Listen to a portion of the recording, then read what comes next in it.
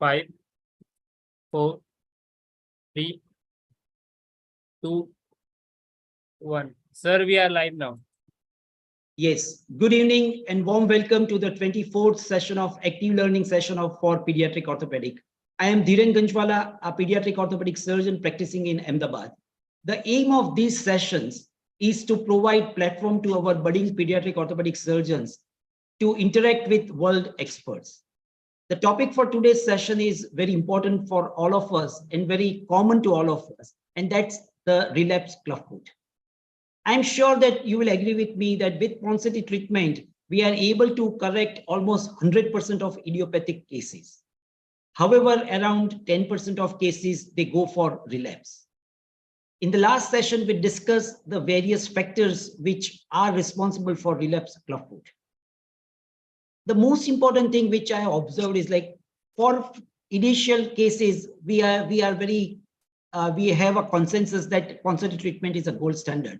But when it comes to relapsed feet, probably we don't have so consensus and we have our different options to treat.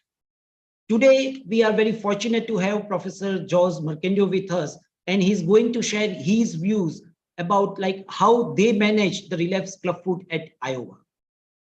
Actually, Dr. Morcuende does not need an introduction, but for those who are not aware about his contribution in the Ponseti technique, let me give you a brief introduction. He's professor at Department of Orthopedic Surgery at University of Iowa. He took over the vast practice of Dr. Ponseti. He is executive director of Ponseti International Association. And in addition to clubfoot, Professor Morcuende has interest in musculoskeletal oncology. His research focuses on genetics of clubfoot, scoliosis, and other children's disorders. He has more than 130 publications on the various topics, and he has been invited to many national and international meetings. In the last session, which took place on the 2nd of May, Dr. Morcuende explained the etiology of relapsed clubfoot at length, and he explained us that what is the importance of good, well-fitting, comfortable brace in prevention of the relapse of clubfoot. Today, he's going to continue the same discussion, and today is going to share his views about the management. So this is going to be a very important for all of us. The format of the session is, after this, I will request Professor Jose to share his views, and he will share his views for 60 to 70 minutes. And then the remaining time, we will have question and answers. And for that, Dr. Rudra Prasad from Bengaluru is going to conduct the question and answers. Those who are watching this session on YouTube, those who have not joined in the Zoom meeting, but those who are watching it live, they can also ask questions, and I will share my WhatsApp number with them. So please note down my WhatsApp number. It is 97129-25600. I repeat, it's 97129-25600. So with that small introduction, now I request Professor Morcuende to share his presentation and share his views. Over to you, Professor. Thank you. Good evening, everybody. It is a pleasure and an honor again to participate in these active learning sessions. I really appreciate your invitation. We will be discussing today the second part on relapses, talking about prognostic factors, identification, and management. And I will just to wrap up the last sessions. And the main message of the last session is correction requires a clinical setting appropriate to do a good correction and good casting with the baby relaxed or the patient relaxed. And second, for relapses, it's very important to have a very comfortable brace. And I think that's the key.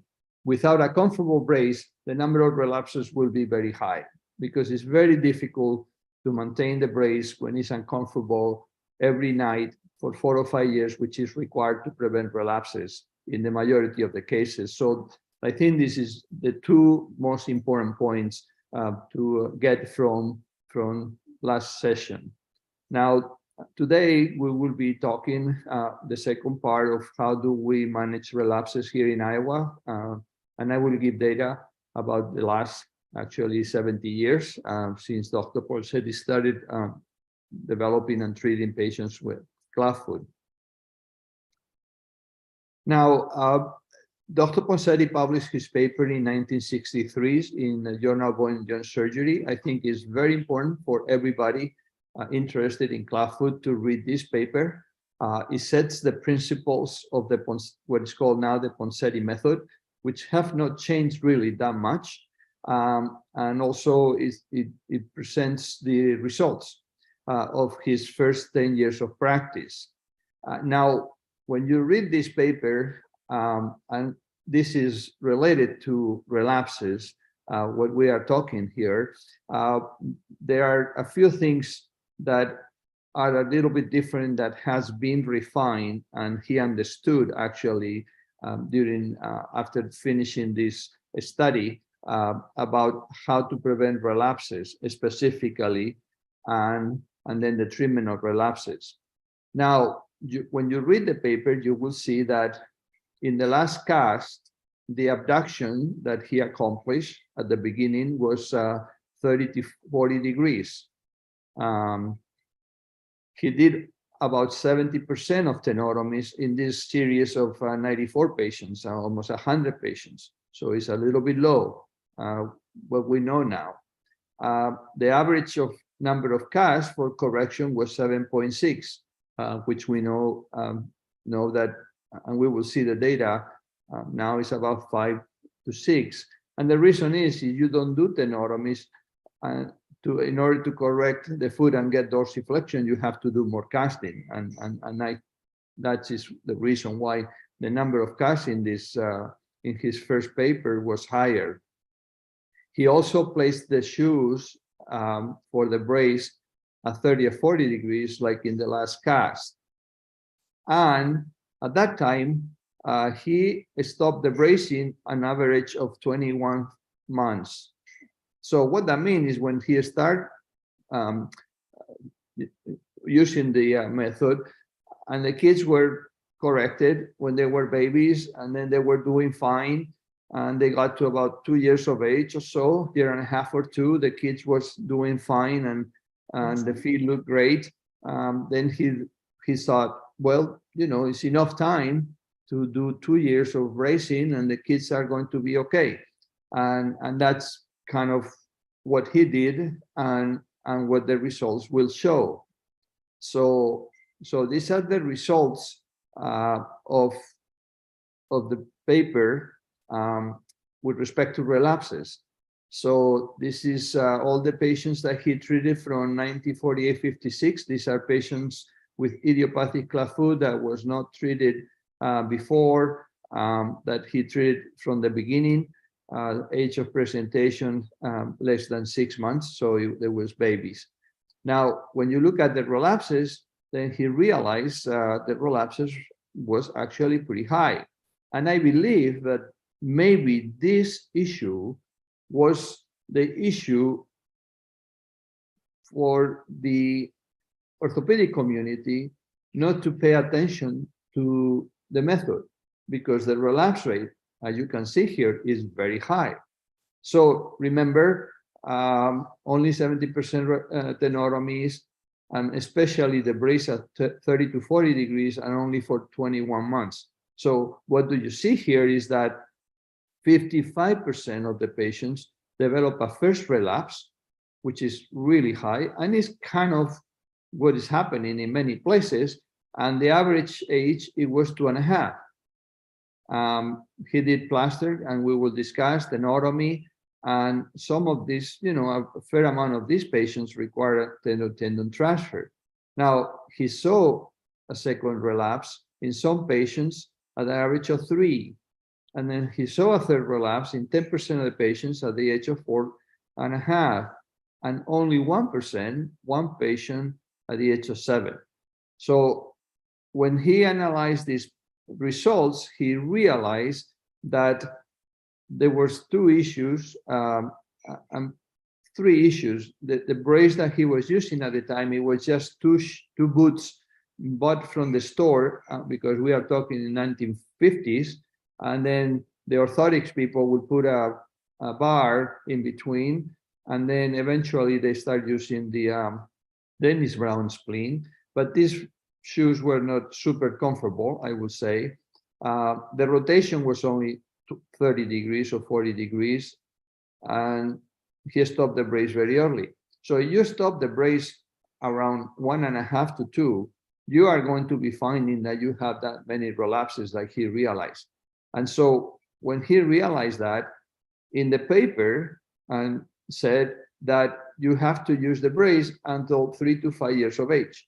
So it's already 1963 that the advice to use the brace at night until the age of 3 to 5, usually 4 or 5 now, is very important to reduce relapses, because if you look at here, the third relapse is about 4.5 years, and then by 7 it's only 1. So somehow between 4 and 5, 4.5, 5, 6, there's a change biologically or something, and then relapses are seen less. So this is very important, because it's not new that the recommendation for using the brace until 5 is not just from the last few years, is from 1963.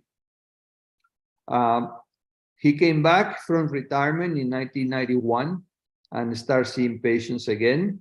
And so we collected the data from 91 to 2001 on this paper published in Pediatrics. So there was 157 patients, 256 feet, correction pretty much in everybody. There's some stars here because a few patients came from other places and went back to other places, and then they got surgery, unfortunately. So we included those, but the truth is that correction is 100%. See, the number of casts is 5 because we did 95% tenotomies. So that reduces the number of casts you need to use. And besides, is helpful because you are not crushing the body of the talus, making the talus flat by forcing the dorsiflexion, and you don't get rocket bottom deformities, which is another complication of casting, especially you don't do tenotomies.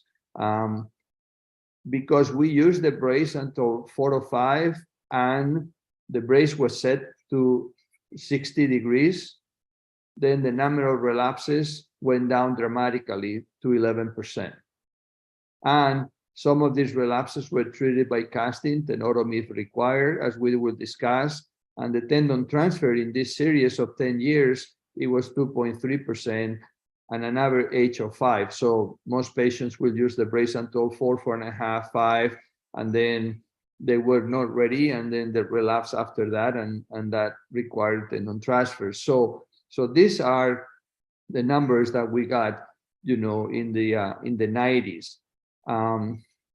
Now we look at actually a resident is finishing the paper. We are just writing the last draft. Actually, we presented at the academy, and what we did is to say, okay, well, let's go to from day 1, 1948 to now, and see how relapses, what happened with relapses over all these years. So just to give the data from here. And so you will say, well, if you do it like in Iowa, these are the results you can get, and maybe you are better, but these are the ones that we have here. So there are many papers when you look at the data specifically for relapses, and as we discussed, the number of relapses compared with what just presented, especially the paper in 2004, is as high as 68%. So it's like almost like Dr. Ponseti at the beginning. Many reasons for. The main one, I would say, is deviation from the Ponseti method, either on the casting of tenotomy, on the use of the brace, setting up the brace, and so forth. Many providers other than the orthopedic surgeons do the casting, nurses, physiotherapists, and residents, cast technicians, and I think that is another issue. a big issue because the results are not as good, I will say. These papers are small, so sometimes it's difficult to get good data when you have 20 or 30 patients only. Unfortunately, many of these papers go to surgery, especially in relapses, as has been discussed just a few minutes ago, and none of them had long-term follow-ups. And so there's a lot of difficulties. I mean, I think if you read the literature and say, okay, I want to base my decision and my practice on evidence-based, most of the papers actually are faulty somehow. They have flaws. And that's why we decide to go through all this work, which I can tell you it's been a long time to gather all this information from pretty much all the patients here in Iowa. So we went back to all the data that we have collected over the years, and all the patients treated by Dr. Ponseti or myself. We stopped in 2013 to have, at least, the patients are out of the bracing period. This is all idiopathic, only treated by us, not surgeries before, not any syndromes, no neurological, no complex. These are just standard clubfoot babies, totally 1,500 feet. Follow up more than 5 years. Statistically, the same thing over the years have not changed. It's more common in males than females, 2 to 1. Like half of the patients are bilateral, and right and left at about the same. So that have not changed in 60 years. Now, initial correction, and this is a factor that you can, many papers, if you read, they say, well, what happened, you don't correct it before, or you need more casting or something that has influence on the relapses. And in a way, yes, but this is the data over the last 60 years plus. The number of casts in the last 60 years is 5.3, between 5 and 7. Only 7.8%, just say 10%, require more than 7 casts, 8, 9, 10, or whatever.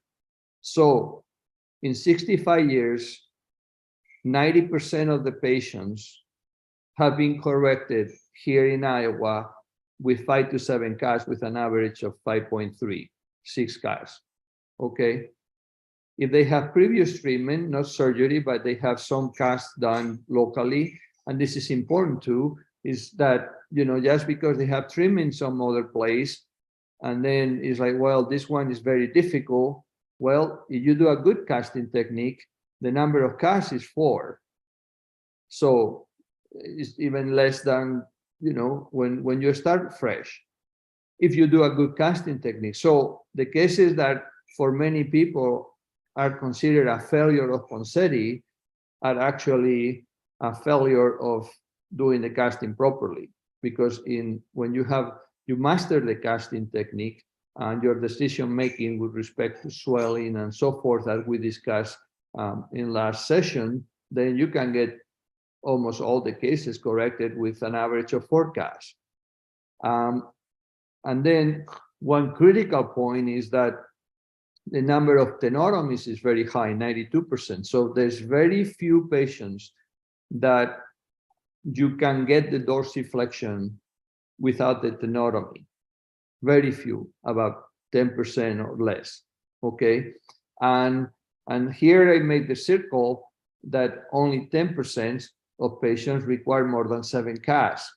And what it's just telling you, and I think this is very important, is that there's not that much difference on severity in patients with clubfoot.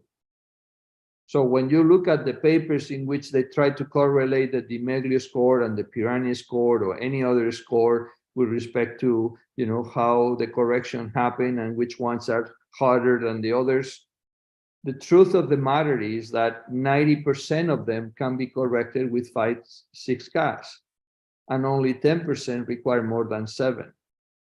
So in 65 years, we haven't seen a big difference of severity. So there's no like a few cases need 3 CAS, a few cases need 5 CAS, another few cases need 6 CAS, and then 10 CAS, and then 20 CAS. So in idiopathic clubfoot, they all behave very similarly.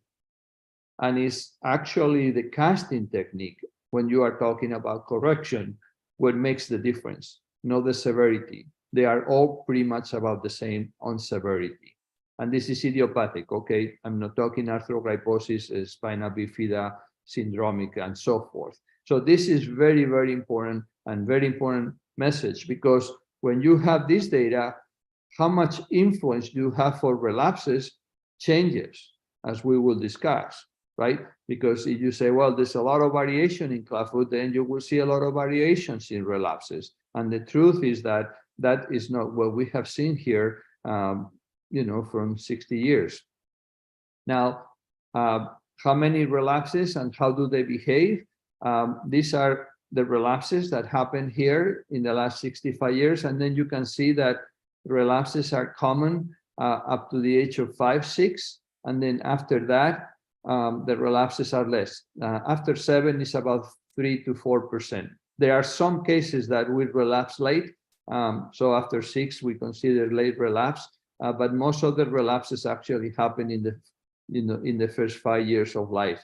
So that's the reason why, and Dr. Ponsetti saw this, you know, 50 years ago when he did his first paper, his first study, that you have to go to 5 years of age to reduce relapses by 90%. And this is why it's so important that this is transferred, and this is the message, and this is your practice. Because if you stop before that, then you are going to see a lot of relapses, as you probably are experiencing for one reason or another. So what are the prognostic factors that we have found? Well, we found that the age of presentation is not a problem. So if the kid is 1 week old or 1 year old or even 3 years old, if you do the correction properly and you use the brace at night until the age about 5, then there's no difference. Once you get the foot corrected, if the baby is in the brace and the parents use the brace faithfully, then up to the age of about 5, 4.5 to 5.5, then they don't relapse, even you correct them late. If they have previous treatment, and as I said, these are patients that have been treated in other institutions without getting into complex clubfoot or complications or surgical treatment, then once you correct the foot, you keep it in the brace, it makes no difference on relapses. We change the cast sometimes a little quicker, every 4 or 5 days, if the patients are coming from another state or other countries, to decrease the time from being here in Iowa City. And if you do a little, a little faster correction, you get the foot corrected, then it has no influence on the relapse rate. Number of casts has an influence, yes. Now remember, only 10% of them require more than 7 casts, but that is telling you that yes, there are cases that are stiffer, no question. Not too many, but some. And if they are stiffer, they are going to have more tendency for relapses. And these are the cases that when you see them in clinic and follow up, you know, there's always the dorsiflexion is always like 10 degrees. It's kind of hard to get to 15 or 20. And you see them every 6 months or so. And then if they go to the 4 or 5 years of age, still they are in 10 degrees and the kids start not liking the brace because they take it off by themselves and so forth. And then those cases relapse. And those cases relapse for a longer period of time. So those are the ones who, as we saw before, will be relapsing at 6, 7 or past that age.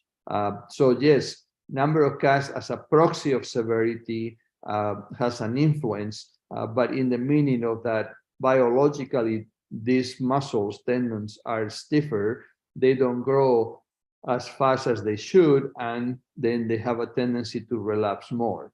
And the key for prognostic factor for relapses is if they adhere to the brace, if they use the brace, or if they don't. If they don't use the brace, then yes, then you will see relapses. And if they don't use the brace until 5, then you will see a lot of relapses, like it's been described in the literature. When we look at the statistics, no prior treatment, so brace not compliant, 93.6%. Prior treatment not compliant, 95.7%. So yes, there's a few kids that maybe they stop the brace early and they don't relapse, but there's not that many, okay, through the first few years of life.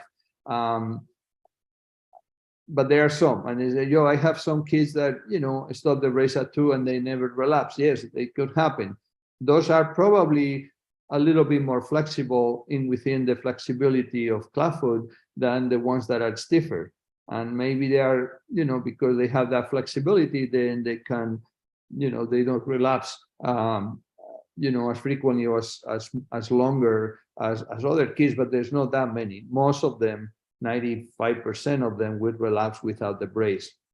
Now, when you are looking at relapses and the treatment, and we will discuss this later, in our experience in 65 years, they only have one relapse in 87% of the patients, and only 13% have more than one relapse. What that means is that if you work with the parents and make the parents understand that they have to use the brace longer, up to 5 every night. If they go through one relapse and they realize that this is the case, and you work with them and you have a good brace that is comfortable, most parents will stick to using the brace, and then the number of relapses goes down dramatically. So most of the cases, in our experience, when you work with the parents, then they don't have another relapse, and then the kids do fine.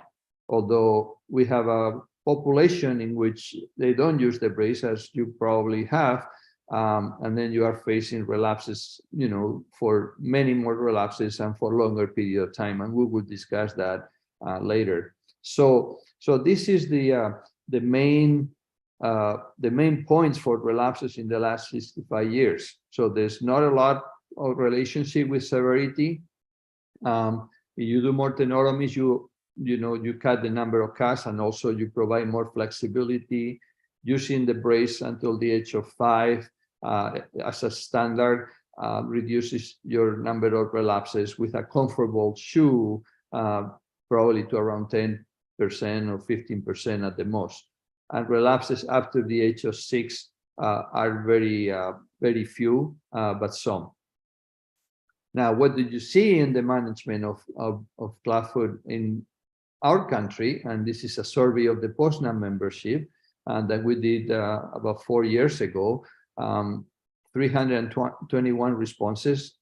Almost everybody saying that they're using the method, and this is a kind of loose using, because only 34% of the doctors in POSNA recommend the brace up to 4. So most people recommend the patients to stop the brace before that. And we know that if you do that, your relapse rate is going to be huge. And that is what happened. They report that they have 55% in 20% and 25%. So you put it all together, probably about 50 or 60% of relapses, as is being described in the literature.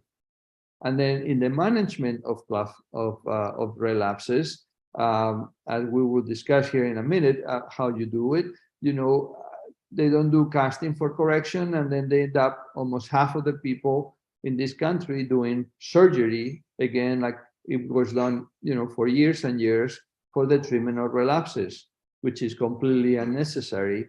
Especially you look at the paper from 2004 and the discussion that we are going to have following in the lecture.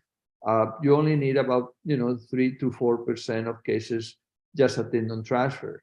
So this is a major issue, and I think it's very important for people to understand that it is not the foot the problem. It is applying the method properly and applying both for casting and bracing. And the treatment should be tailored to these patients and avoid surgery as much as possible, as with respect to surgical releases, because we know that when you do a surgical release in a patient, it will have implications for the life of that patient. And that is, I think, the most important thing is just to think about long term. So with this in mind, how do I approach relapses, right? This is clinically very important. Well, first is going back to the basics. You have to understand the biology. And the biology in clubfoot is that it's not a problem of the foot, as we discussed before, although there's some abnormalities on the bones, there's reactions to the forces of the muscles, tendons, and ligaments, because there's a thickening on those structures. The connective tissue in clubfoot is thicker than in the normal foot. And as a result, like in this MRI study by Dr. Bijlani, you can see here the difference in the muscles compared with the normal side in this newborn baby, no treatment before. And then in this kid that has been treated by the Ponseti method, is now out of the brace, about 5 years of age. It looks very good, but look at the muscle, it's about half of the size. And the structure of the muscle is a little bit different from the other side. So there's this basic abnormality in development that is going to affect the relapse rate. So the more affected the biology is in that leg, the longer and the more relapses you are going to see. Although if you use the brace properly, you can reduce that dramatically. And we are very lucky that after the age of 5 or 6, the number of relapses are very few, maybe 5%. So, but this is the basics. And the basics is also understanding clinically what's going to happen is that the most important muscle that is going to affect relapses is the gastrosoleus, okay? So, and this is a picture from a paper on the difference between a normal muscle and a clubfoot muscle. You can see how it's shorter, is thicker. The Achilles tendon in the normal side is very thin, and the rest is muscle, like 70% is muscle, and the tendon here in the clubfoot side is very thick, and is almost half of the complex muscle tendon is fibrous tissue. So this one is much difficult to stretch. It has less flexibility, no question. And biomechanically, when you look at this study by Perry, in which it looks like how the muscles affect the inversion and eversion of the foot, right? Then you can see that the evertors is the posterior, the peroneus longus is the strongest, and then peroneus brevis. And then the extensors help on eversion and a little bit of DHL, almost neutral. So peroneals and extensors are the eversors, and we understand that. The inversors is the posterior tip, yes, is the strongest. And then the anterior tip also is an inversor, and the flexor, so the medial side. But the stronger inversor on the foot is the soleus. Is 5 times stronger than the posterior tip and anterior tip and flexors. And it's because when is this stiff and with this much tendon and thickening, is much more difficult to stretch. And then if it shortens, if it doesn't grow at the same rate that the bone is growing, which is why relapses happen, the bone keeps growing and the muscles and tendons and ligaments have to grow at the same rate. If they get behind because you don't stress them, then you get relapses. So the soleus is the key for relapses in clubfoot. All of them, but the soleus specifically. And so when you look at this, then you think what is going to be clinically the most important factors when you are looking at relapses, right? So the factors are adhering to the brace. So when you are looking at relapses and the treatment of relapses clinically, the basis of the problem is bracing. So don't think about, well, do I need to do a tenotomy? Do I do a tendon transfer? Do I need to do a posterior release? why a relapse happens is because the patient is not using the brace. That's the cause. So when you are making decisions about how to treat a relapse, what you need to treat is the root, is the cause, which is using the brace. You can do all the casting and all the tenotomies you want. If the patients don't use the brace after that, it's going to relapse again. So it's very important that when you look at relapses, you look at the root, and the root is bracing. So way back to last lecture, and how to approach this clinically. You have to get a brace that is comfortable. You have to work with the parents to understand why they are not using it. If they don't understand why, you have to spend more time, or somebody in your team explaining why. And if you do so, you can see in our data that 87% of the people, I mean, most of the people will realize that that's the problem, and then they will do the right thing. You have to have an active follow-up. It's not like, oh, if the patients don't come, it's their problem. So don't blame the parents. You are there for the kid. The parents is your way of treating the kid. Unfortunately, you cannot treat it yourself because it has to sleep with the brace. So your instrument is the parents with the brace.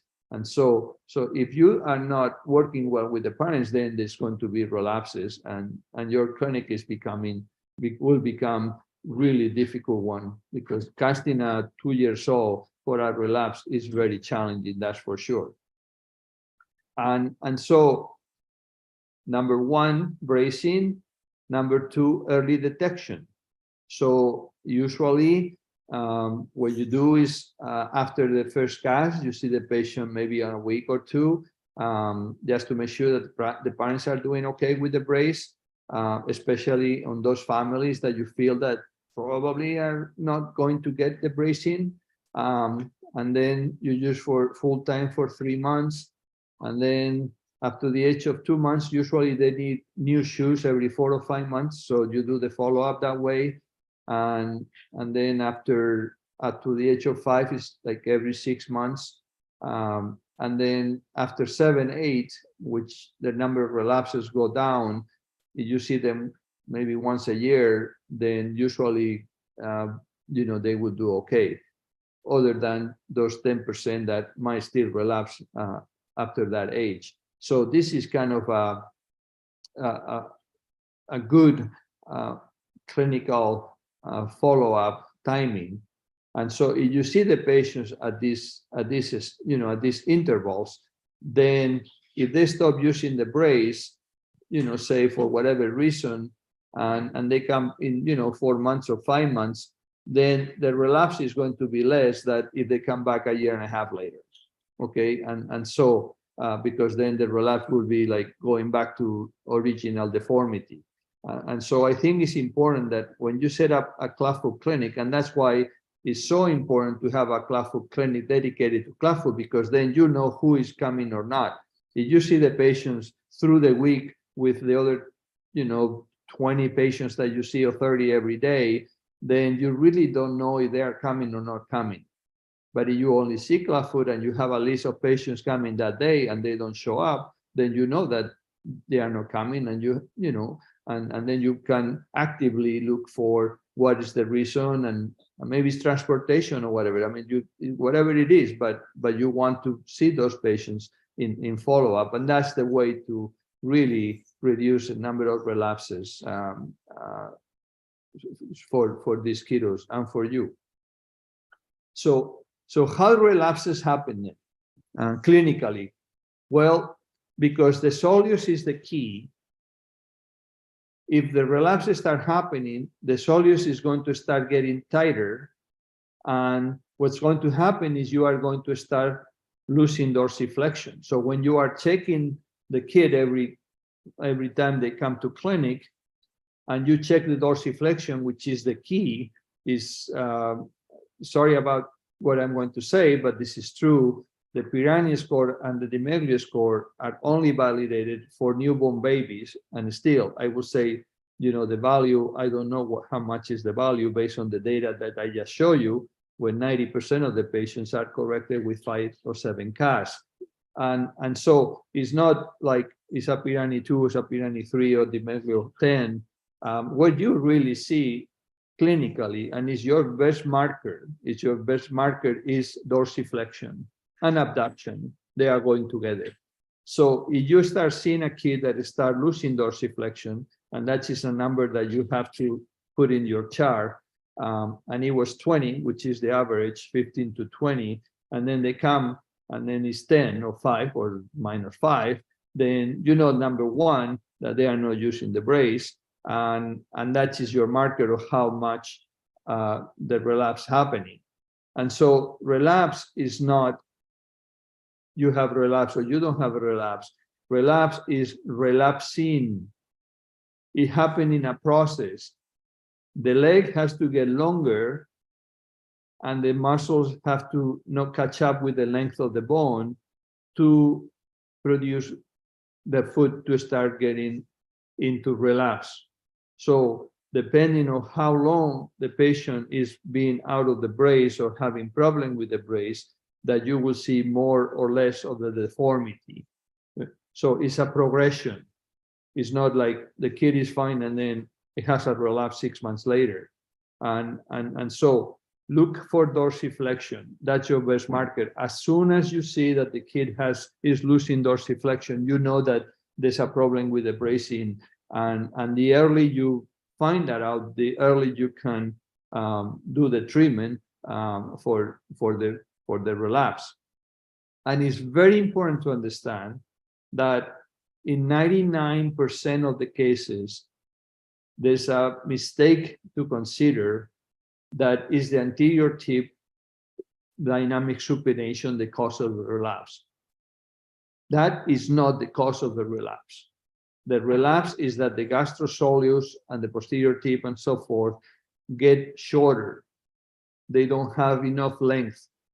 And then what happened, as you can see here on Dr. Ponsetti drawings of what happened, and I put it backwards because that is what happened. You have a foot in which the calcaneus is in position, so the Achilles tendon is long.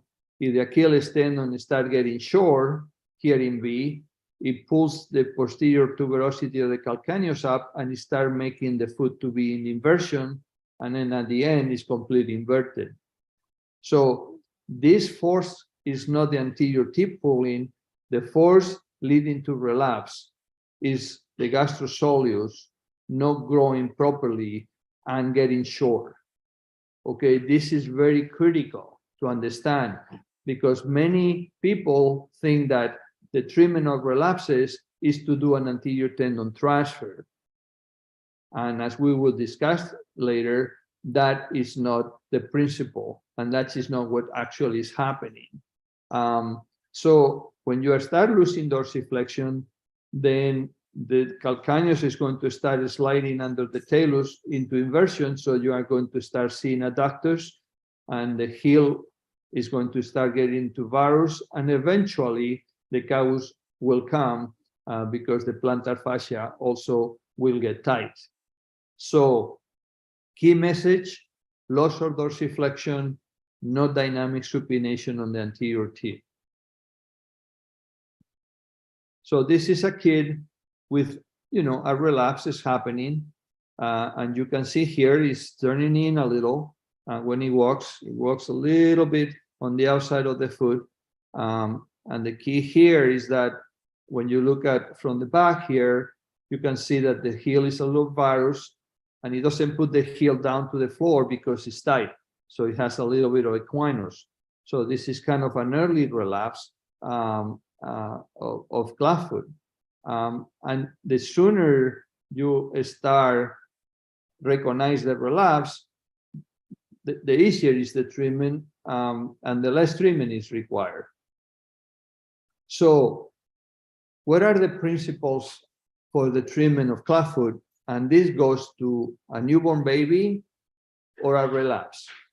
Number one, you have to stretch all those tissues again. the same way that you do it when it's a baby. So you have to cast to stretch everything. And then you might need or not to do a tenotomy to obtain those 10 or 15 degrees of dorsiflexion. Now, in babies, you should do tenotomy in all of them, or in first time you see a patient. In relapses, you might want to try to see if you can get dorsiflexion without the tenotomy. And the reason for is because if you have a relapse, if the patient has a relapse, is because the parents are not using the brace properly. So unless you make the parents understand that, 6 or 8 months later, they are coming back, and then they are going to have another relapse. What that means is you are going to need to do another tenotomy. So actually, you have a kid that had 4 tenotomies and it was 2. So every 6 or 8 months, they will do a couple casts and a tenotomy and go to the brace, not use the brace, come back and do the same. So that is not the treatment of relapses. The treatment of relapses is convince the families to use the brace, right? So, but in some cases, you are going to do a tenotomy. And then that is the correction of clubfoot, the same way that in a baby. Now you have to maintain that correction. And so you maintain that correction by going back to the brace until the age of 4 or 5. So if the baby is a year old, you do the casting, maybe a tenotomy, go back to the brace and tell the parents that you need to use the brace until 5. And if it is a 3 years old, you do the casting, you do the tenotomy you need to, and then you use the brace until the age of 5. When you get to 4 or 5, the kid is not tolerating the brace, then is when it's a little bit of a problem because you do the correction and you know that it's going to potentially relapse after that, in which case you have to maintain the correction. And if the baby is not, if the kid is not going to use the brace, then you do an anterior tendon transfer. But you don't do anterior tendon transfer until 4 or 5 years of age. Before that, you keep working with the families to go with the bracing until 4 or 5. There are doctors doing the tendon transfers, number one, because they mistake that that's the cause of the relapse, which is not. And second, because the parents are not using the brace, and it's like, okay, fine, I do the tendon transfer. And there are doctors doing tendon transfer after the age, at the age of 2. And the problem with that is that many of those cases actually relapse later. So the principle then is any kid before the age of 5 or so, repeat casting, manipulation and casting every week or 2. Long leg cast is preferred. If it's only equinus, it's just early relapse, it may be 0 degrees dorsiflexion, maybe just a short leg cast, it will be enough to give dorsiflexion for that patient. But if it is more than that, there's a little bit of adductors and a little cables and so forth, and you need long leg cast to provide the rotation. Do the tenotomy if less than 10 degrees, and then educate the families. When you do a relapse, you use it a few more hours in the first month or so, just to hold the correction good, and then after that, just at night until the age of 4 or 5. After 4 or 5, because the bracing is going to be very difficult, then you do the casting, you do a tenotomy, or a hook procedure, the one that is 3 cuts like here. In some cases, the cables, when they are older, is a little tight, and even with the casting, you don't get the full stretch, in which case you can do just a percutaneous plantar fasciotomy. You don't need to open the whole thing, just the superficial layers of the plantar fascia is usually enough. And then to maintain the correction, then you do the tendon transfer. And this usually works properly. Technically, the technique was described by Garceau in 1940. And the way he did it, it was to find the tendon, pull it up, and then bring it to the lateral side, and he would put the tendon on the 5th metatarsal. And the thing is that Dr. Ponseti realized that if you do it that way, is too much pull and there's overcorrection in some cases. And actually, he had the first couple of cases, and he did it like this. He had an overcorrection over time. So what he did is to say, okay, let's do it with less transfer. And so he will find in the medial side, and then under the skin, you don't need to pull it out, just under the skin, you go to the third cuneiform. And that is far enough, is a little bit over the medial line without going too far to the cuboid or the fifth metatarsal. So the pull is actually right with a little bit of abduction. Now, some technical tips and pitfalls for the technique. And then you probably have this, and you have done a bunch of them, but it's important, especially for the younger doctors and residents. So a small incision, usually over the area of the insertion of the anterior tip. When you have maybe less experience, you can make it a little bit longer so you can see better, but eventually you are able to do it with a small incision. And then you open the fascia, the tendon sheath, which is very thick in most patients with clubfoot. Is actually one of the problems, and you realize it's like, wow, this is very thick, and that's why, that's part of the biology. And then detach the tendon, but you have to go all the way underneath the first cuneiform and the first metatarsal, because if you just cut it right here, then you might not have enough length. Those 5-7 millimeters that go under the first metatarsal cuneiform are critical to have enough length to go to the lateral side. Now, when you are doing the detachment, you have to be very careful not to damage the medial side or the growth plate of the first metatarsal, because you can get a breach, a bone breach, and with that you can get a first metatarsal adduction. And unfortunately, we saw one of those cases here in Iowa back in the days. So very careful with the detachment, not to damage the first metatarsal and growth plate. And then you release the tendon.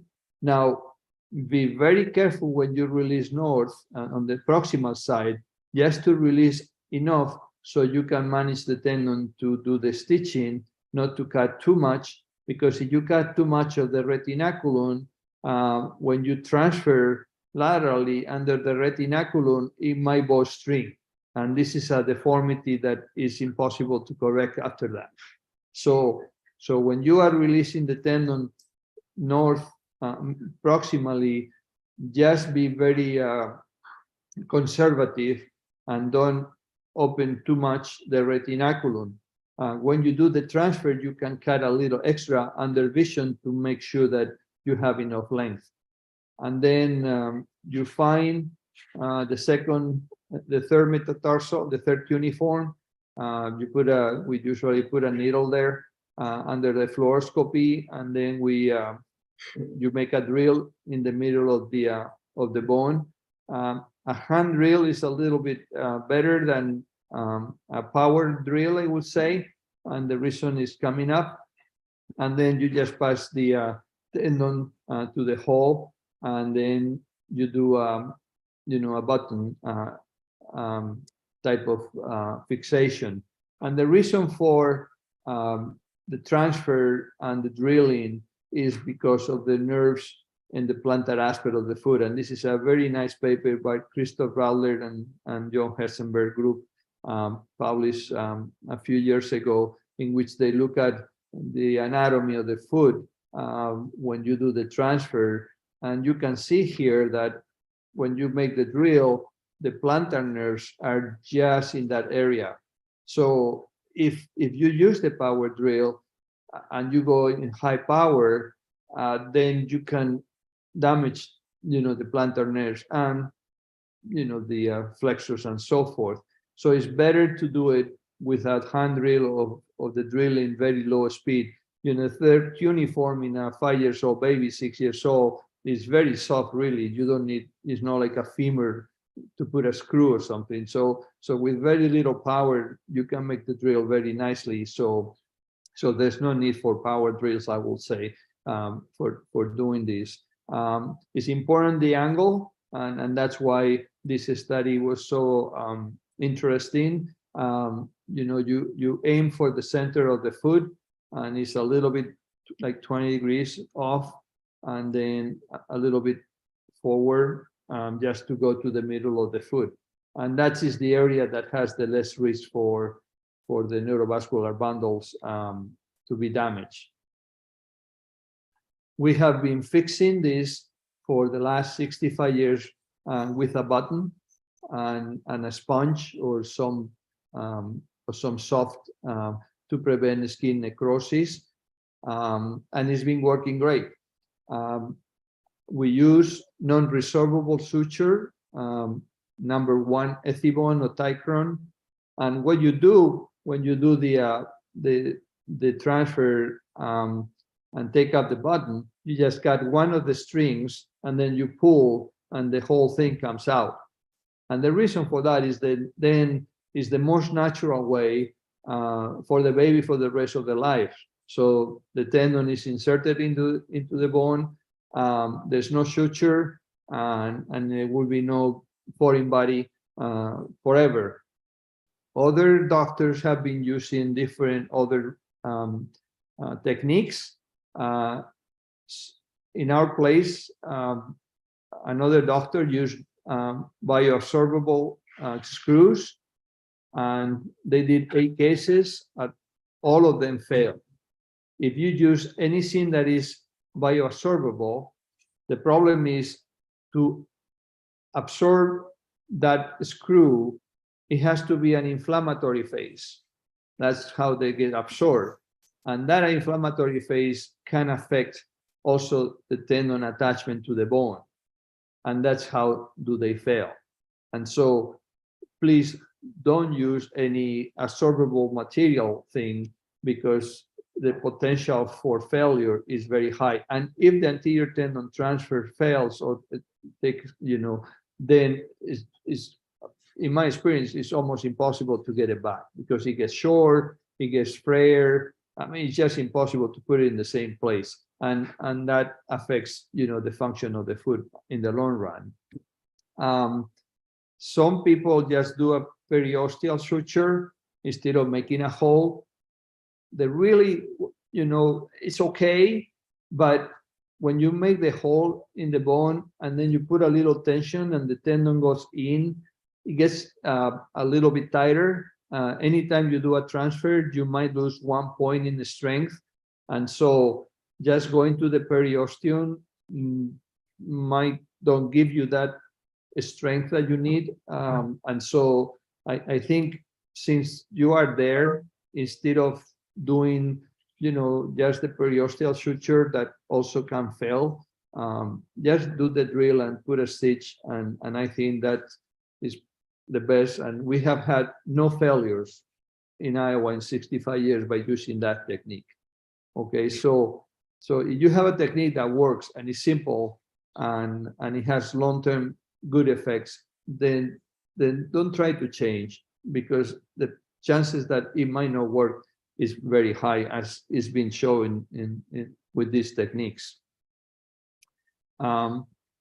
So this is a video of the technique, a short video. Positioned in a supine position on a radiolucent table, and general anesthesia is induced and supplemented with a caudal block for postoperative pain management. The operative extremity is exsanguinated. A 2-centimeter longitudinal incision is made just distal to where the tibialis anterior tendon can be palpated on the dorsum of the foot. There is commonly a moderately sized superficial vein encountered in the subcutaneous tissues. This should be preserved throughout the dissection. Sharp dissection is then carried down to the tendon sheath, which is incised in line with the tendon fibers. The tendon is isolated circumferentially with a Graham hook and released from its insertion point, working from proximal to distal, with care to preserve as much length as possible without damaging the underlying periosteum and cartilage. Once freed adequately, the tendon is prepared using a strong, non-resorbable suture, as Keith needles are used simultaneously to weave a Bonnell-type stitch through the distal aspect of the tendon.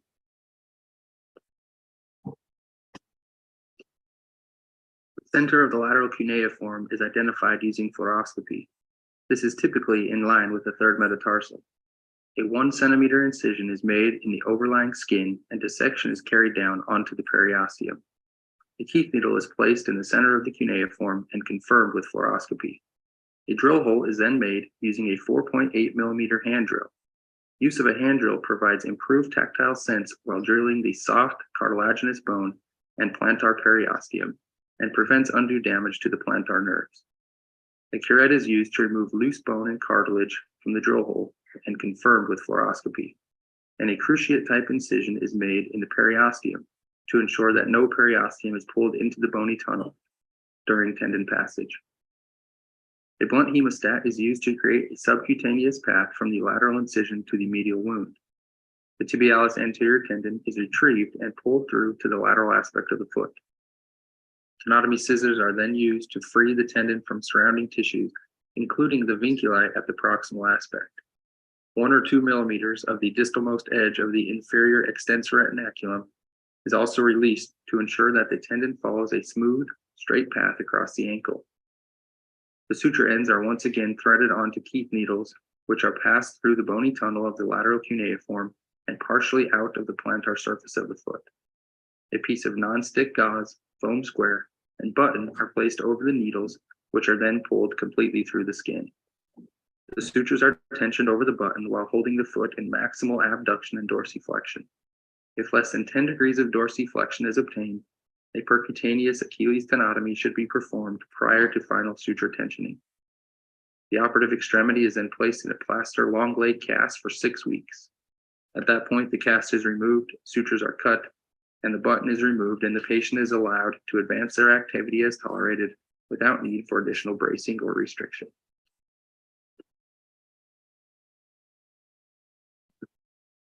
So then you can see that there's no need for capsulotomies or anything posterior or medial.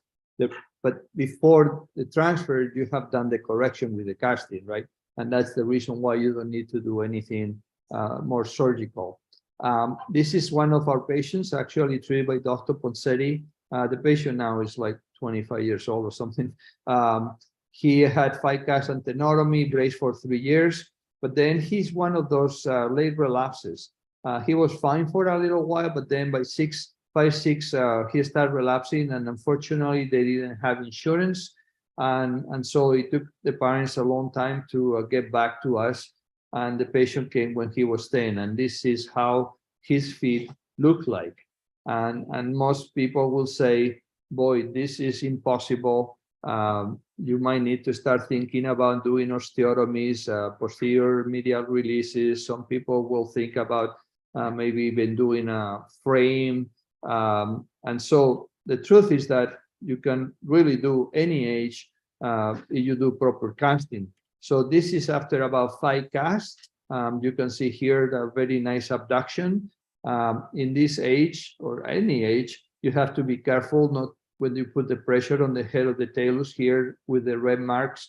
We had a little bit of irritation on the skin. And then when you have the foot corrected, I stretch, then we did an anterior tendon transfer, Achilles tenotomy, and I believe a plantar fasciotomy. And this is how the patient looks like about 3 months after the procedure. You can see here the feet are relatively well aligned, and this is only 3 months. It usually gets better over time, but you can see that it works straight. The anterior tip is working and is working, keeping the foot into neutral or a little bit of abduction, and it has. You can walk on the heels.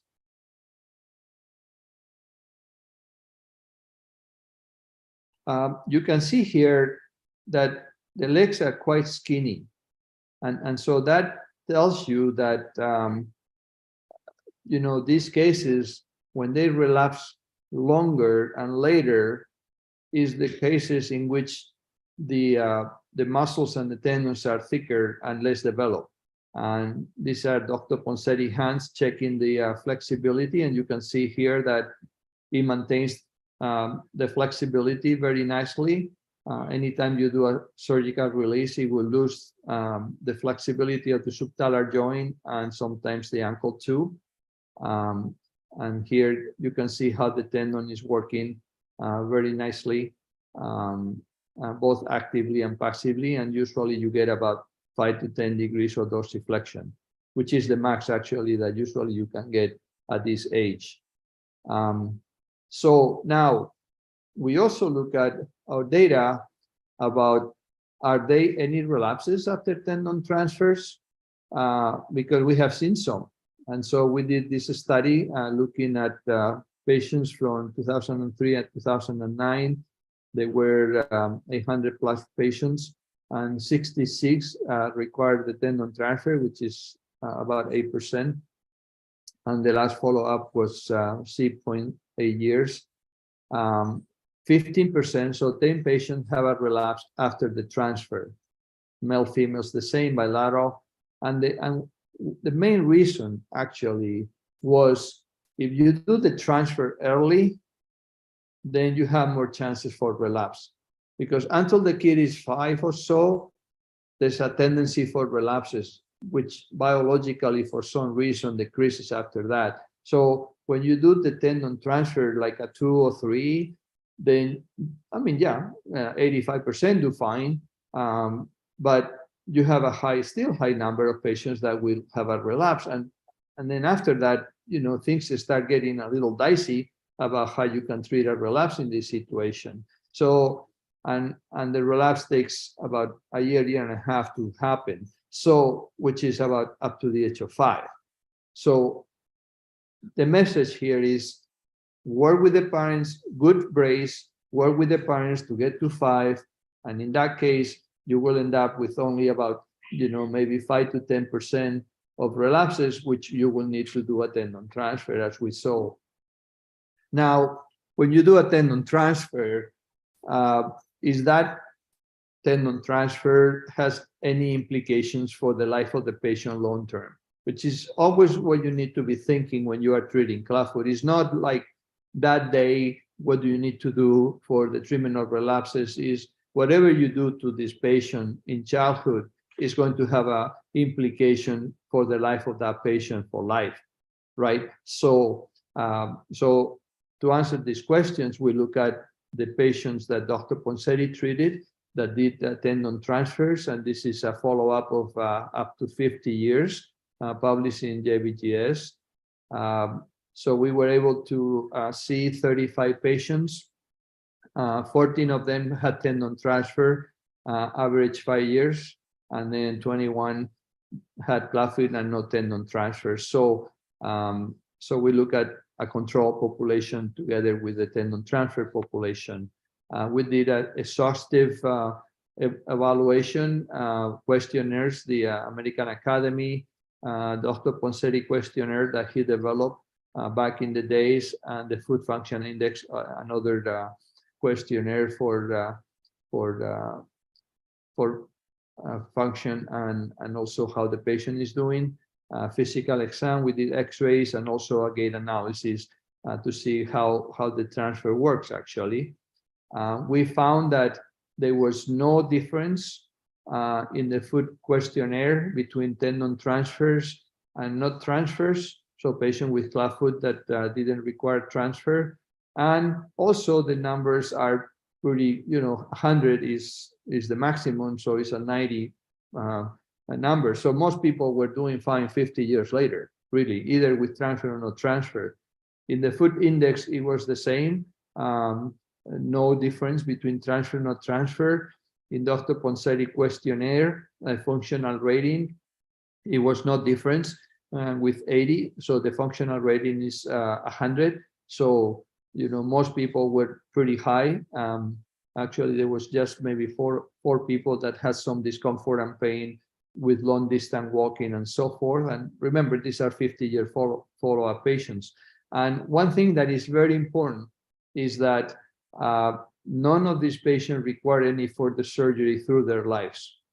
So the key here is that if you do a good correction, you do tenotomies in every case at the beginning, you use the brace that is comfortable up to the age of 5 or so, 4.5, 5.5, something like that, the number of relapses reduces to 10%. Of those, you might need to do 5 to 7% tendon transfers. And if you do it correctly, means you do the casting again to correct the deformity, and then you do the tenotomy if it's needed, and you do your transfer to maintain the correction. Then for the rest of the life of these patients, then they won't require any surgeries. And I think that is extremely important because the function of patients with clubfoot is then quite normal. Now, in the physical exam, what we found is that the dorsiflexion in adults with clubfoot, either transfer or not transfer, is not that much. I mean, it's only about 5 degrees. It was between 5 and 10. But functionally, that didn't affect their function. So the plantar flexion is better. The inversion eversion is really good. So dorsiflexion is a problem, and that's go back to the soleus, the gastrosoleus, which is the main really problem in clubfoot. Dorsiflexion is not that great. If you look at Dr. Ponseti papers that he published on long term, the first one at the age of 18 years after finishing growth, the dorsiflexion on that paper on these patients, and these are the same patient, by the way, it's just that we follow them for 50 years. It was about 10 to 15 degrees. So after maturity, when the kids get to maturity, it's about 10 to 15 degrees. In the follow-up at 30 years of age that Dr. Dees and Cooper did, then patient were 30, then it was between 5 and 10. And in the 50-year follow-up, it was about 5. But we saw that the patients were doing fine. They didn't have problem to do normal things in life, running and so forth, if they wanted to do so. So trying to get, so the message here is that dorsiflexion is not a lot in patients with clubfoot. Doing a posterior release or something to increase dorsiflexion when you do the transfer or something in a kid actually is going to make it worse.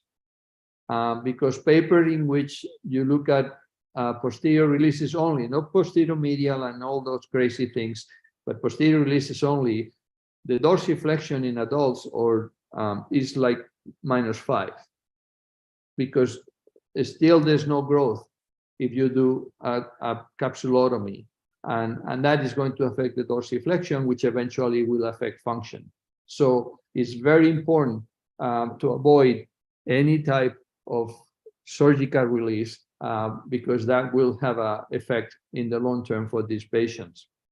Radiographically, the feet demonstrated slightly smaller talocalcaneal angle, and that's actually normal because the flexibility is a little bit less, so the angle is less.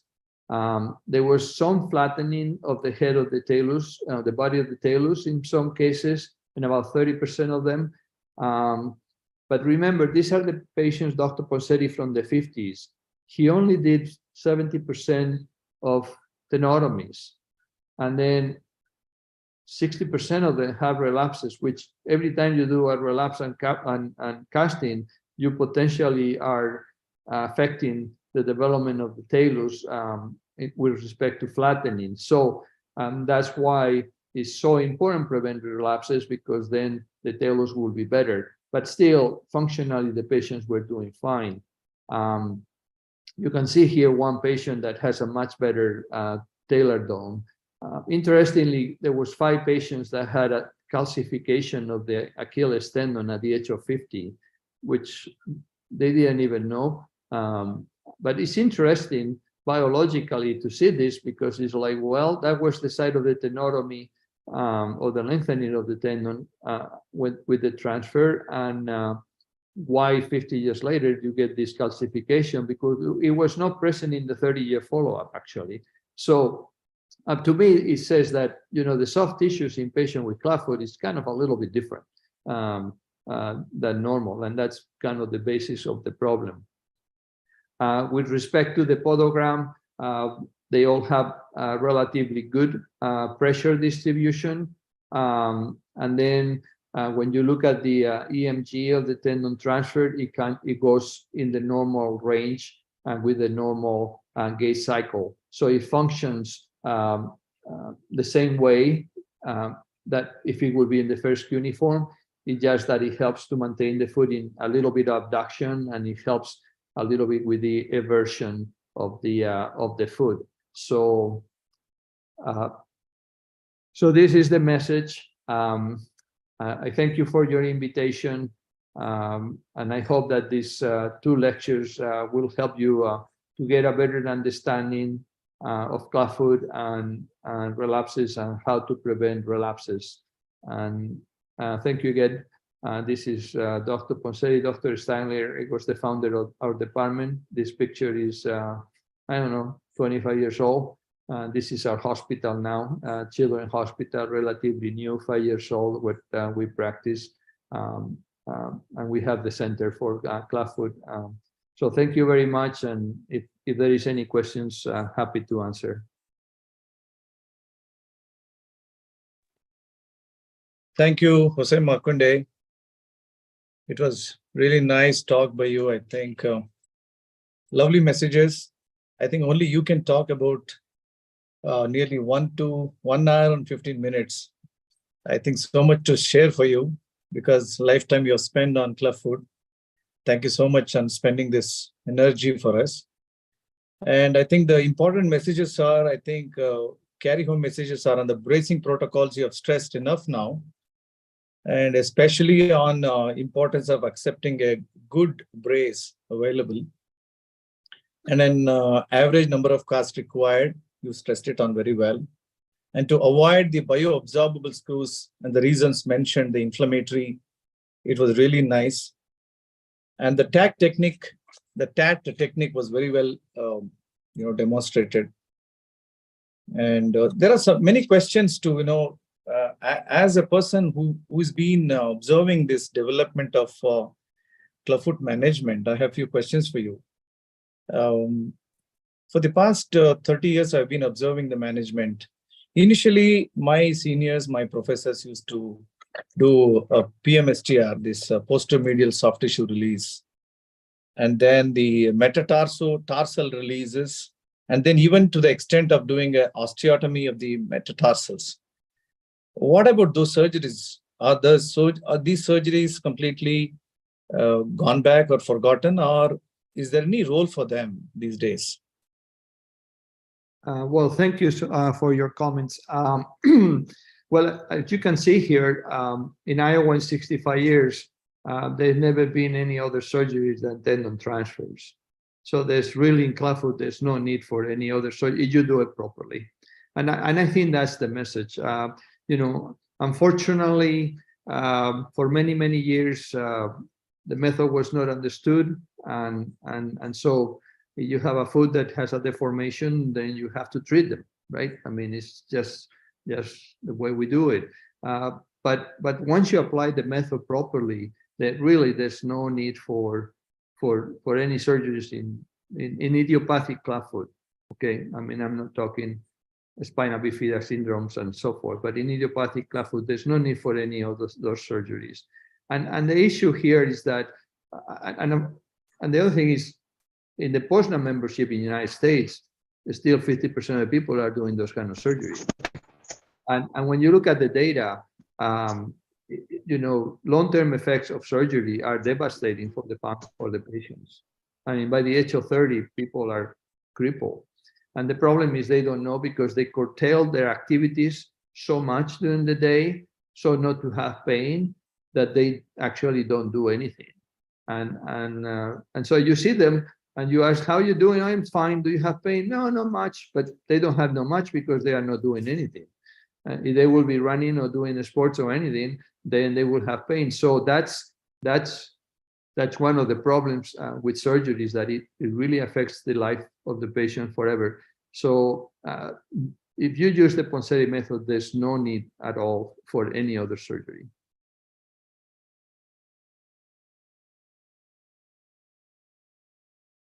Yeah, Neeraj, you need to unmute yourself. Yeah. Yeah, there was a mention of hook procedure, that is different cuts in the tendon in case of a relapse.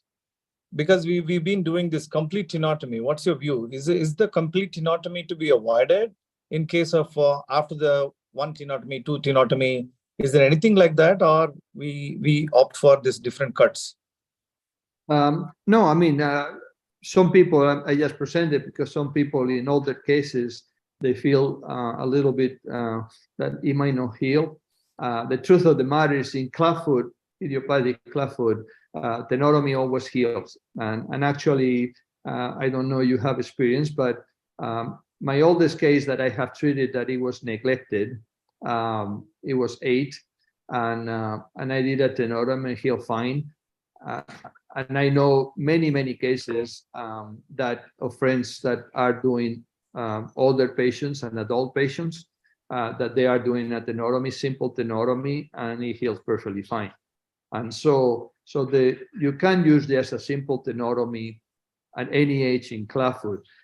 Sometimes the hook procedure is accepted in the orthopedic community, and there are some places, some hospitals or something that legally, if you do a tenotomy, people can get in trouble. And then you do the 3 cuts. At the end of the day, you know, one of the cuts will cut more and it will be like a tenotomy. So, but for legal reasons, some people will do the hook procedure, but you can really do a tenotomy at any age for clubfoot. And I never seen, or I never heard of any tenotomy that didn't heal.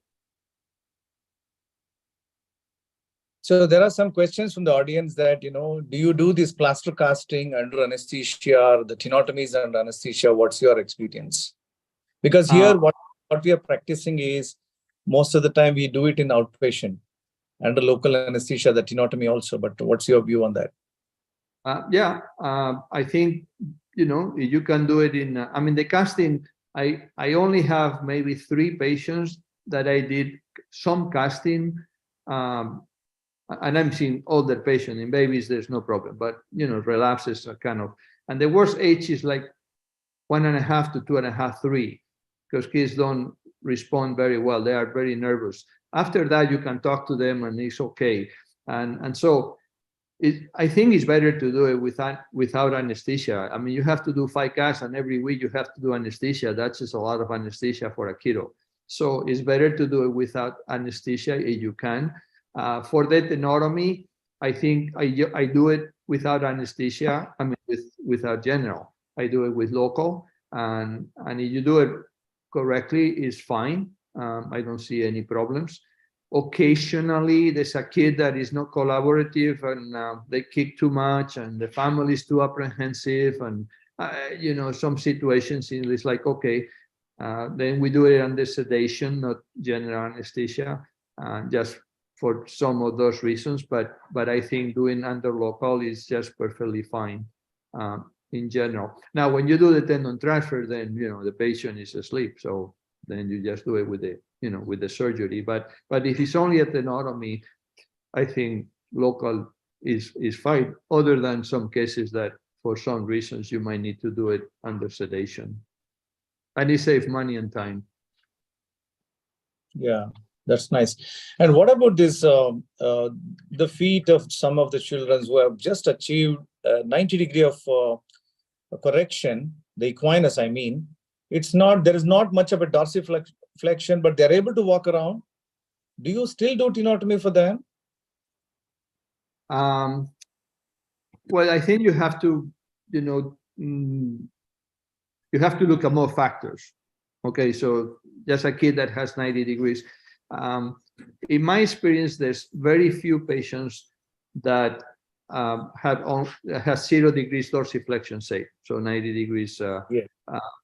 If they are, that is because they are relapsing, and so depending on the age, at 2 years old with 90 degrees, so 0 dorsiflexion, is relapsing, and if they don't use the brace, they will come back and they will have a bigger, a more developed relapse.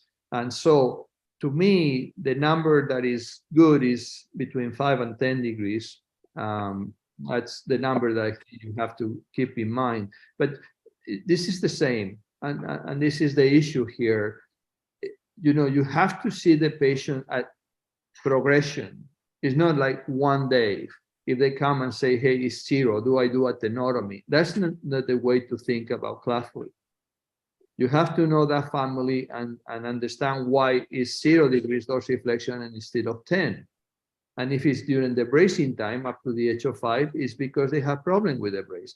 And so then you have to go back and to the basics. You have to do a casting, maybe a tenotomy, and go back to the brace.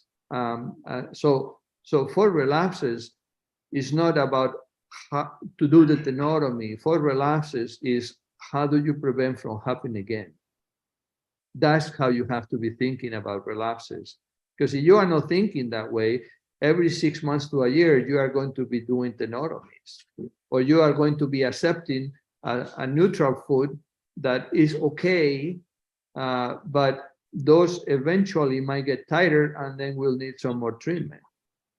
So this is really the key, is prevent relapses. That's the key. Work on the bracing, work with the families, because then all these questions will be gone, right? Because you won't have problem. You will have problem in 10% of them. And the problem will be, well, you do cast, do tenotomy and transfer after 5. So all these questions will be gone if people will follow the protocols and do it the way Dr. Ponseti described. And the same thing for your previous questions about surgery. There's no need for all this stuff if you do it that way. If you don't, then you are having all these issues. But the principle is always try to do the minimal amount of surgery. Try to correct the foot with casting. Try not to be doing tenotomies every year.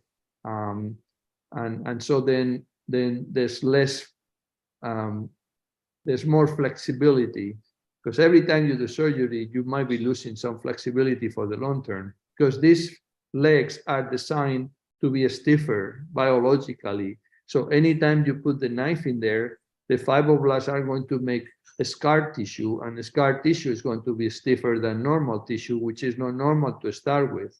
So that's why any surgery is going to increase the biological problem for the long term.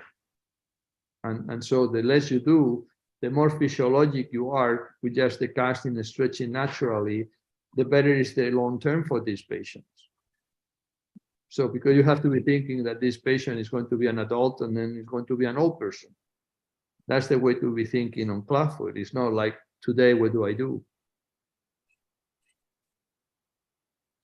Somebody have asked a question about physiotherapy. Is there any role of stretching, exercises, and physiotherapy in to prevent relapse? Well, if the patient is using the brace, it's stretching for 12 hours. And I think 5 minutes a day of doing like this is not going to make any difference. If they don't use the brace, physiotherapy and the babies, kids up to the age of 5 is not going to prevent relapse or going to make it better, in my experience.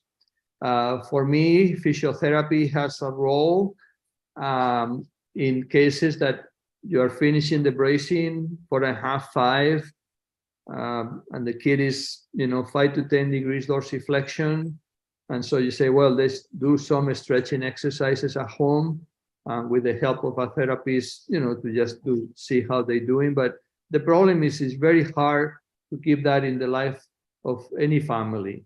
They come to your clinic, you say, well, why don't you do stretches? And they do it for a month, and then after that they forget, and then they come back 6 months later and they haven't done it because it's very difficult to keep up, with the therapy and so forth. So now therapy is important if you do tendon transfer or something, or correction with casting, because the leg gets a little bit weak, and then the tendon transfer has to get flexibility and learn how to do it. So yeah, for tendon transfer, there's need for physiotherapy. But in general, I think that physiotherapy, it has a very limited role.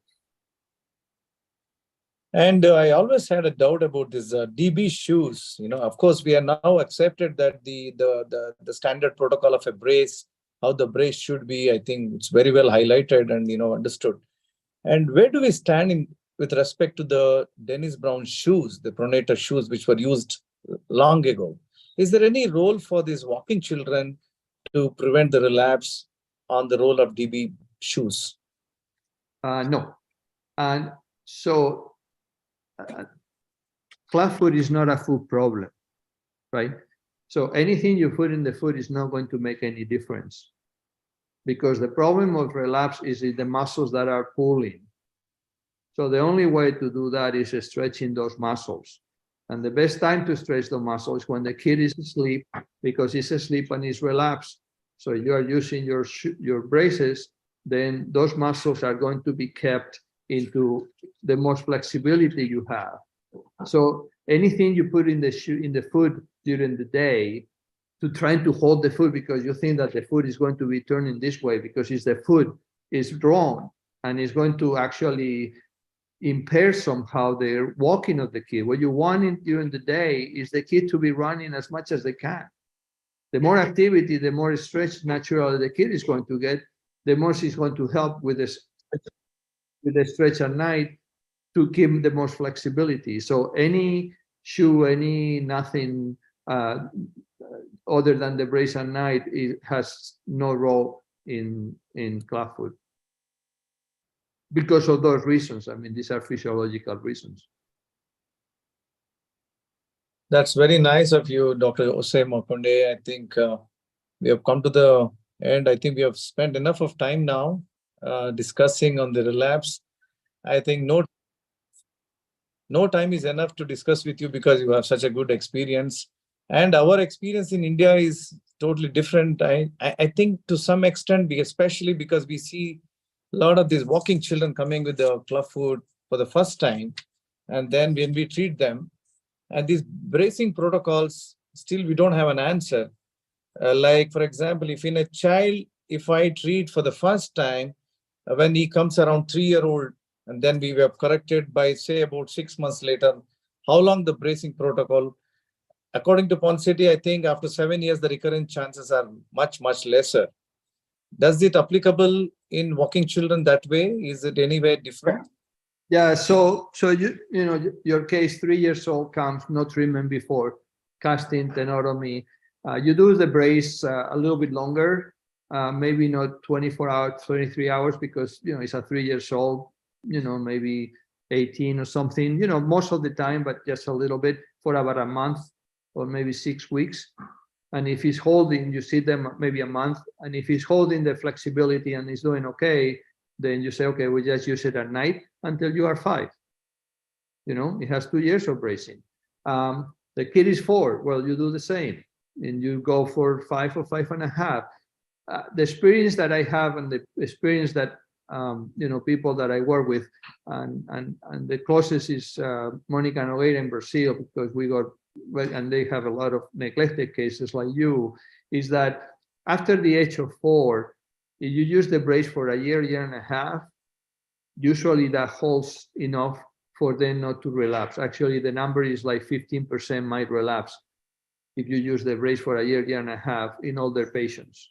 So most of them, with a year and a half of bracing at night, they maintain the correction. And if not, then you do a tendon transfer because it's after the age of 5, right? Some people are doing after the age of 5, the correction and then the tendon transfer, to hold it instead of using the brace. That's another approach, but then you are going to be doing a lot of surgeries. If you do bracing for a year and a half, only 15% of them are still going to relapse. So you are saving 85% of the kiddos from a surgery. Now that will go to your bottom line, financially, but it's good for the baby, for the patient. So I think that, and as I said, the protocol that way is not being, because in Iowa we don't have those cases, but the group in Mexico and Brazil are the ones who I know has more experience, and a year and a half after the age of 4, reduces relapses by 80%. And if not, then you do the transfer. And in older patients, because they are doing adults, in older patients, 10, 15, then they don't use the abduction brace, probably up to the age of maybe 8 or so. And then they use an AFO, an orthotic, just to hold it for about a year. And then after that, usually they don't need any bracing, and they do okay. Yeah, Josh, can you take one or two questions from the audience? Do you have a time for?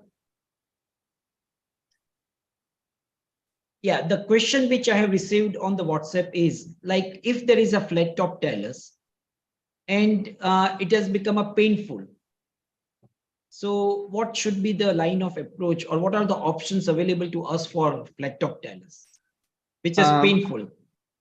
Yes. So number one, don't make flat top talus. That's right. But once it has happened. No, but this is the message. I mean, this is the message that I think we need to start talking about. Is like from now on, don't make flat top talus. Okay? Because otherwise you are going to be facing this problem all the time. Now, if you have one, because there are going to be some of them, that is a problem. The problem with flat top talus, and I don't see that many, is that there's no dorsiflexion. Usually the patient is even in plantar flexion.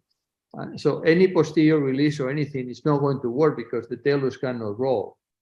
So in those cases, what I have done in, I don't know, 2 or 3 that I see, I mean, because I see them, not many, but some, is what I'm doing is anterior wedge of osteotomy just to put the foot in plantigrade position, and at least the kid has plantigrade position, because with flat top talus, most of those feet don't move at all, no subtalar, no nothing. I mean, they are just very rigid. So you just want to get the foot in plantigrade position so the kid can use regular shoes, and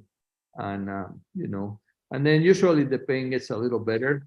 If it is an older patient and it has, not a kid up to the age, 14, 15 or older, if it's really painful, I don't know. I usually refer those to my foot and ankle specialist, because, sometimes if they have arthritis and stuff, they have to do a fusion or something, which is outside my understanding and practice. But the key here is, again, prevention is the key in clubfoot. It's not treatment, because otherwise we go back to what we were doing 20 years ago, just the surgeries that were done and described with osteotomies and releases and all that kind of stuff, when there's no need for it. So, and I think that's the message that the Orthopedic Society should be taking, is to say, this is not about what we need to do, this is about what we need to prevent to do. Yeah, Thomas, please unmute yourself and ask question. Fascinating to listen to you, Dr. Morcuende.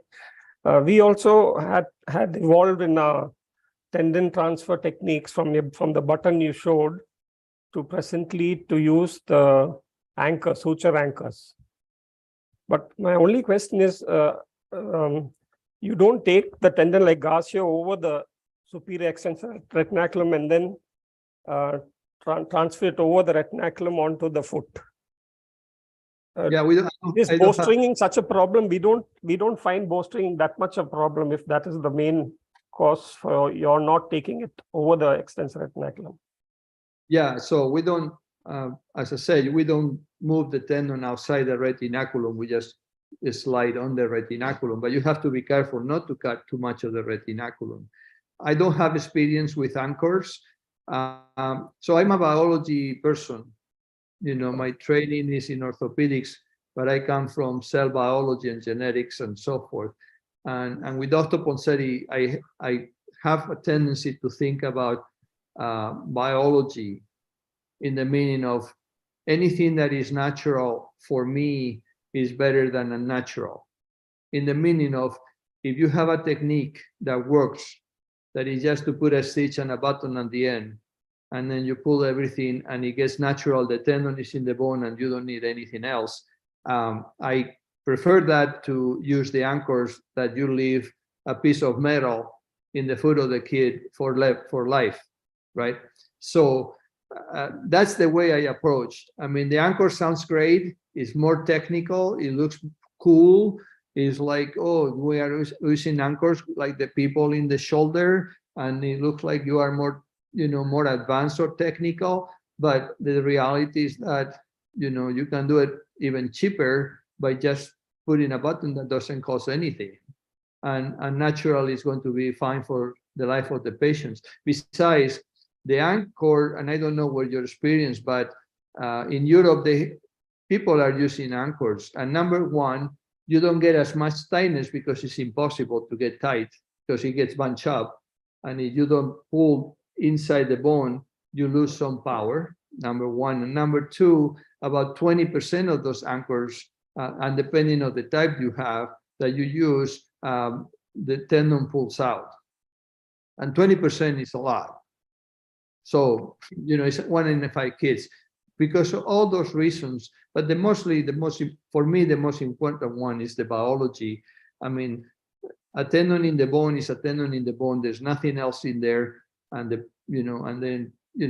having a piece of metal in the foot in the kid is not a big deal. But the truth is that it's more expensive and it does the same. So I prefer to save money for the system and the parents because it's just a little button that costs 2 cents instead of maybe $300 or something. I don't know how the anchors cost over there, but here is like 800 or something.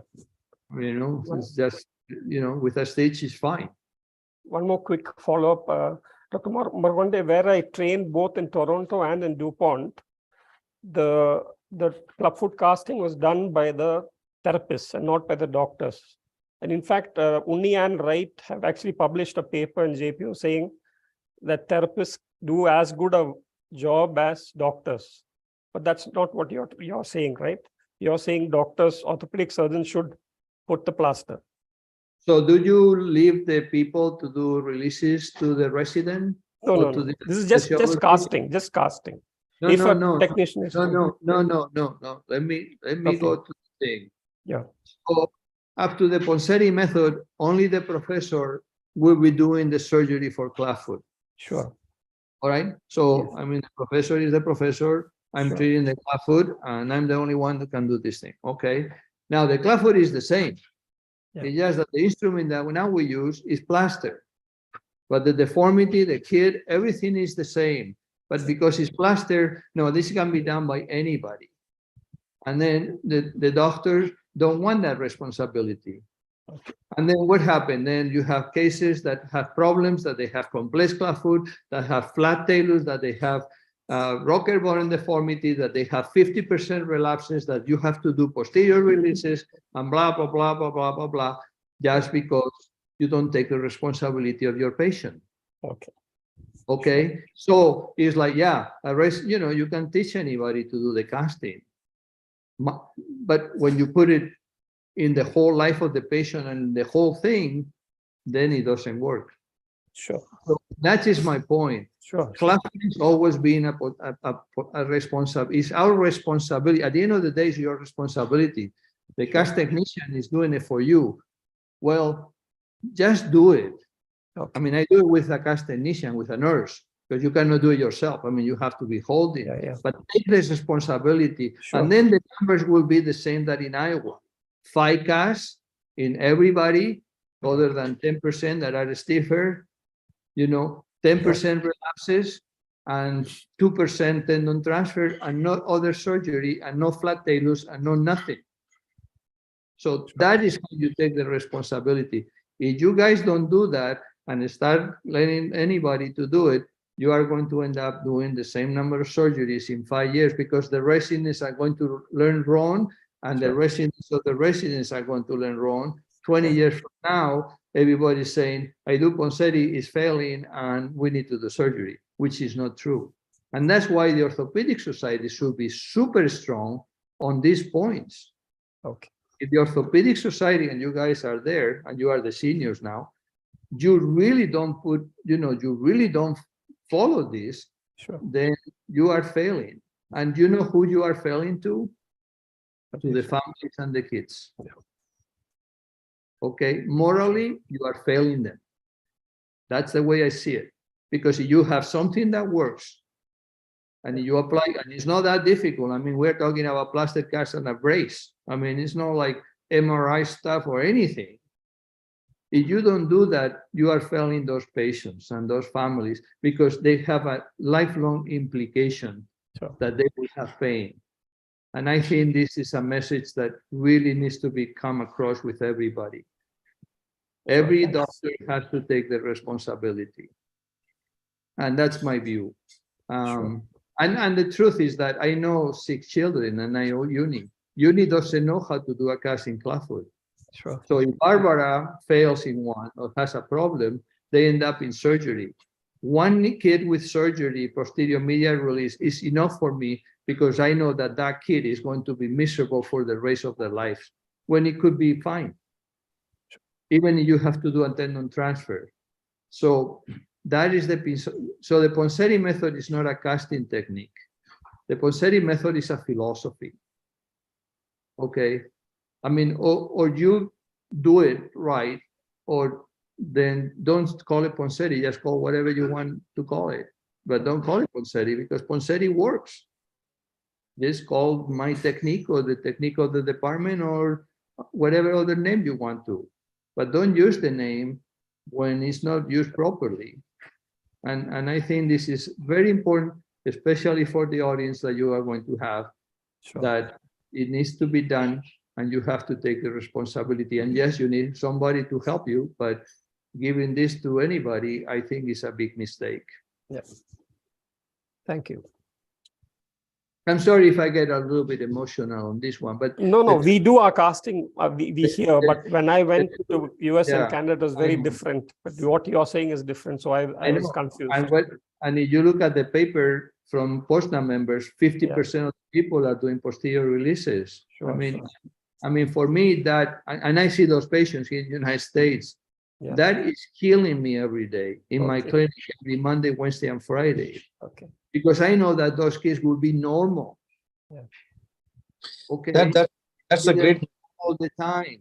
And I'm very, very, very upset with the orthopedic community in this country. Very upset. You guys are most likely doing much better than the orthopedic surgeons here because they think that they are like almost God on orthopedics or something. And they just keep doing without thinking. And I'm sorry, it's just that, I mean, it's in the papers. I mean, it's there. I mean, it's not, I'm not making it up. I mean, it's true.